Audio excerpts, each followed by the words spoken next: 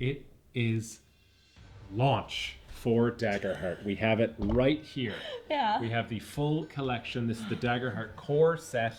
This includes, very specifically, one 366-page rulebook and 279 cards in a magnetic clasp box. So why don't we get into it? Okay. Let's remove our little sleeve here. Lay that off to the side. And you are so desperate to touch these things. It's so pretty. I'm going to hand you the book. Let's pop it up here. Look at it. Yeah. Everyone, look at it.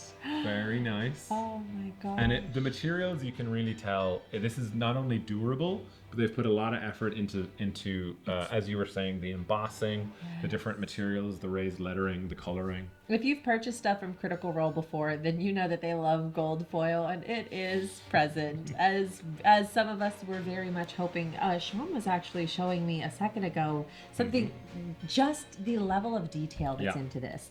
If you flip to the back, you're going to see that some of the cards that you will see in a second are here. If you run your finger on the part that's not the cards, it feels a little bit matte. If you run across the cards, it's gloss. How are they doing that? Glassy, How are they doing that, Sean? Glassy. Oh my god, it's just beautiful. Can I show one more thing before you show I would love this? for you to. Look at this, guys. You know, markers in books? This one has two distinct ones. One the color of hope, a nice yellow, and one the color of fear, a purple. I genuinely will use that as well, because there'll be a rule that I'll forget, but I'll want to have a campaign frame like easy to get to as well. Oh my god, my cats are gonna chew them off immediately. Another thing we just want to show you guys, this is the magnetic box here for the cards. I actually like the art on this even more. It's like understated. You can see these three heroes that are trying to ascend a mountain. You've got the creature here with the eye at the center of the forehead. I'm a big fan. So let's open some stuff up here. Magnetic seal, it is strong. That's going to stay closed. And here we go. Time for some cards. Yes, indeed. I think we got to start grabbing some out of them. Yes. Let's do this. I'm going to hand I've you never this. touched a Daggerheart card before because no one has. And let's seal that. That's nice. gosh. Okay. So now it's a race to see who can open them sooner. I can't. I have fake nails that are colored, however, for Daggerheart release. And I want to make a quick note here. You have decks for each of the, I believe, domains and classes. And Would that be the way? ancestries. Ancestries have cards. Yeah, You're right. the ancestries, the subclass, the community is going to have them as well, I imagine. All right, the Order Born. Oh, how are y'all liking you ASMR babies? That crunch, huh? That static is pretty strong, and the gold foil, you are 100% correct, I told is still you, there. it's even on that. Oh my gosh. Okay, yeah, go ahead, show some Look, off. well, you show the front and I'll show the back. Okay. You see what I mean? Look at the back, the beautiful art. You guys know that Critical Role, they really source artists. And they're credited. Each card, the art will be credited. Guys, we've been talking about this a long time, how the domain cards, the abilities in Daggerheart, we knew that they were eventually going to have different, unique art for every single ability domain card in this game. And now they're here. Unbreakable, which is done by, you can read it right there, Luisa Costa as the artist. Incredible. And they're all numbered too. This is 269 of 270. That's pretty nice. Actually. Oh my gosh. That's pretty nice. Because now if you have a tendency to need everything to be in perfect order, you now have to file them according to number. Oh my gosh, it's so good. I want to open up to the domain circle while you're showcasing. Yeah, for sure. I like the color theming. Like, Yeah. it makes them so easy to identify which belongs to which pile that you need to grab them out of. Yes. Like, I'm not gonna look at those pinks and purples there. I'm not gonna Sure. confuse those with these dark blues. Hey, you know what I'm noticing about these? They're not as this is crazy because this is a criticism that I have of some games. Some people are not going to think this. Sometimes cards to me are too slippery. They're very glossy. Sure, These yeah. are even nicer. Have you ever been handed like a really good business card from someone? Do you know what I'm talking Like about? an American Psycho, yeah. I Yes, understand. absolutely. And it has that texture on it, that matte texture. That's what's happening here. They're so good. And I love the iconography of these symbols. Like, you Oh can my look, gosh. Wizard, the symbol in the book right there is the book, and half the book is burning. let's show that very briefly, because guys, you haven't seen inside of the book either yet, right? Remember that this game is founded on domains, and the domain circle specifically, which showcases all of the different ability sets that you have. Each class shares two. They have two domains that they can utilize. Incredible. Fantastic. And so, for example, these cards correlate. So if I'm pulling up the very first one that I've already shown, which, for example, is this Unbreakable card, it correlates to one of the domains specifically. Each one of the cards is associated, and you can see it on the back. That shield is there because it is also representative of the domain. Let's look at that real quick. Which domain is this for shield? It is Guardian. There you go. There you go. That's not the domain. So sorry. The shield is classes? Valor. How could I forget that? That was my closed beta code name. Yeah. There you go. So. And as you were just looking there at the codex symbol, here's your codex symbol. I want to get a really, really clear look. These have like a yin-yang design. What? So if you look, you could obviously the icon tells you what direction to face them in. But you have perhaps a faint divinity of hope here. Oh my gosh! And if you turn it, you can see. I mean, I would, but you should be able to make out the horns, the wings.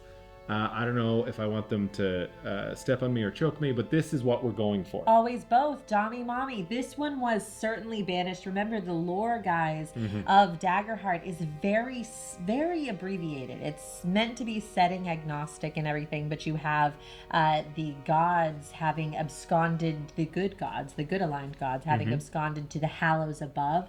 That horny guy is certainly gone and banished to the, you love it, to the circles below, and then you have those faint divinities just wandering around the material realm. I'm going to give another quick art shout out to Cyber Catbug, who I think if you have ever wanted to describe a spell and not just describe it as, you know, what level or what effect it has, I'm a big fan of when Liam O'Brien does that, obviously, as a Caleb Widogast. But we actually have someone drinking someone's thoughts on this card, which is going to remind you of what the ability does a lot better than, you know, Thought Delver. You can peek into the minds of others, spend a hope, etc., etc., etc. Absolutely. That was one of the, that specific art was one of the biggest marketing pieces that they had, Darrington Press had put on some of their handouts and stuff. I want to show some of the ancestries here that we have. Remember, guys, ancestries are going to be... I'm going to move this. Thank you so much. Ancestries are what have kind of come out instead of race as, again, evolution of tabletop. We're moving away from race and going to ancestries. Remember that mixed ancestry, specifically in this system, you can choose abilities from multiple. You would select one from the top and your other ability from the bottom of your other ancestry that you're selecting. What are we getting to? I want to find one that's a little bit more unique, right? We have, an elf. You heard of them? That's certainly not Shadowheart, right? That's not Shadowheart. Why would that be Shadowheart? No, couldn't be. That couldn't be my wife. Not mine. The fairy, guys. Remember, that is insectoid?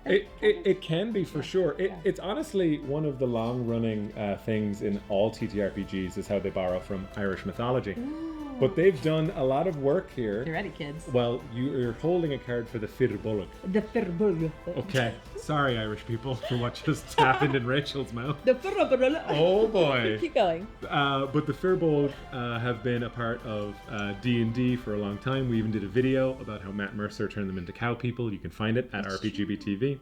But there are specific lineage ancestries. Do you want to grab just a couple more? Because I think it would be great for people to see. We have to see the fun grill. There we go. We have to see the fun grill, or fun girl if you're having a good time. The mushroom people, you know, these are going to be similar to your myconids and stuff from Dungeons and Dragons.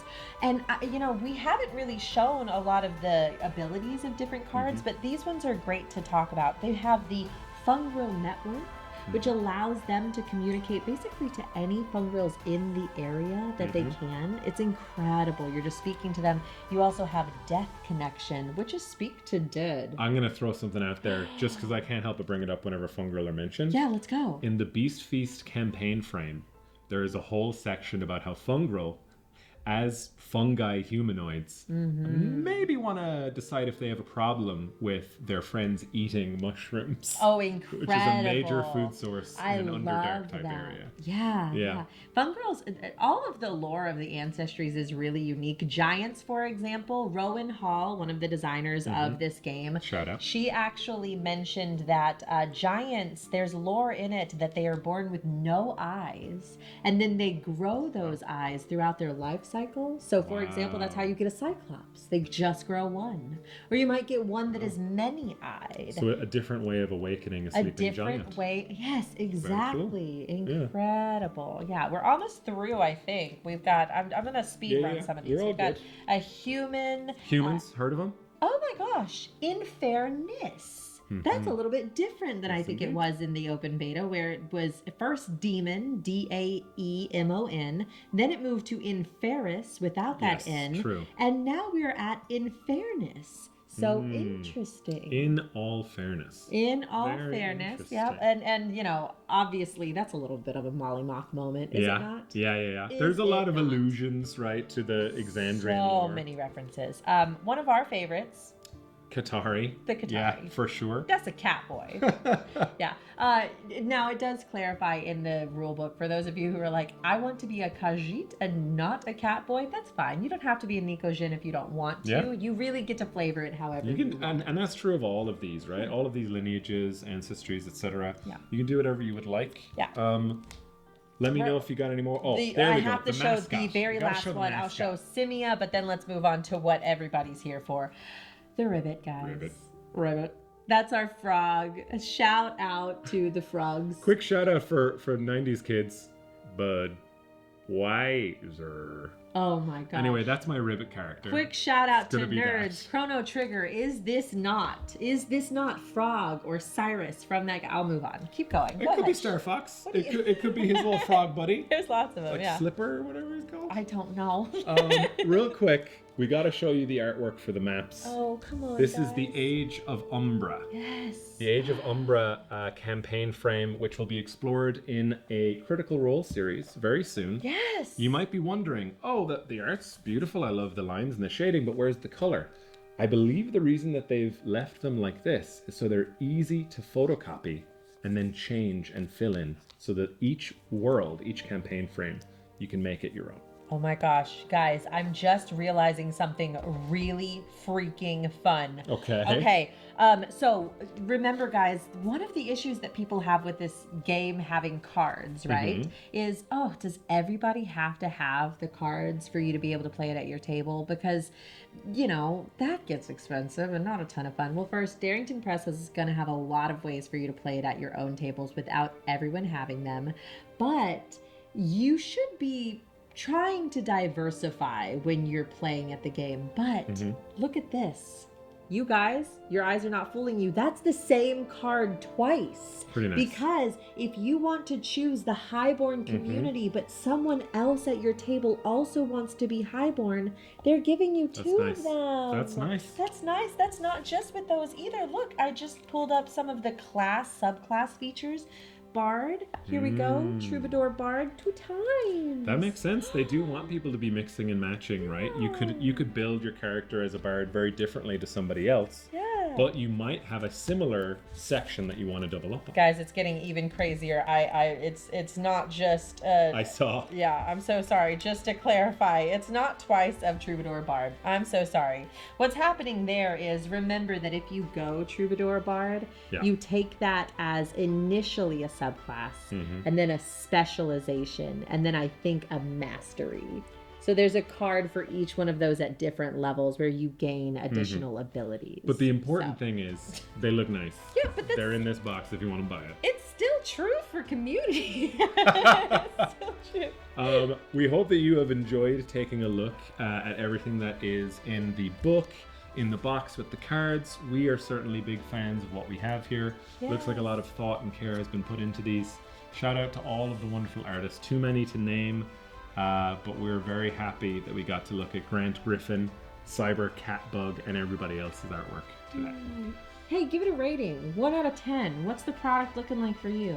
Let's put you on the spot. This is tough. Durability, if I'm going to rate it in multiple categories, durability I actually think is a 10 for a book. It's still made from paper. Sure. Don't burn it. Yes. Durability a 10. Artwork is going to be a 10 because it has so many different styles of artwork. Yeah, absolutely. I'm curious to hear about who thinks that's a drawback. Our buddy Mo at Roleplay Grab Bag likes uniform art. So I'm intrigued to see what he thinks about that. Get him in the comments. He's wrong. Get him in the comments. Get him in the here. Mo's wrong. And I think I unfortunately can't review any game design things because I haven't even gotten a chance to read everything yet. Oh, yeah. I'm sitting at a 10 out of 10, and I will move it down, and I'll let everybody know why if something were to happen. Okay. Like if these combust at any point, that's going to drop it a few bricks. Fireball. And you? 10 out of 10. There's no way that I was fast way to do it. There's no way I was gonna do it any different. You guys know me, Rachel over at the Faint Divinities. We created the first channel on YouTube and Twitch dedicated exclusively to Daggerheart. If this came out and it was bad, I was gonna abandon all hope here. But instead, I'm rolling with hope. That's genuinely a critical success. 9 and 9, babies. Well, speaking of critical successes, we hope that everybody who buys this enjoys it as much as we currently are. I apologize for the Budweiser joke. And I would love to hear from any salty folks who love arguing as much as I do in the comments. Tell us if we're wrong, why we're wrong, or if you agree. We've been Roleplay Grab Bag and the Faint Divinities. Like and subscribe, and have fun out there. Bye, guys.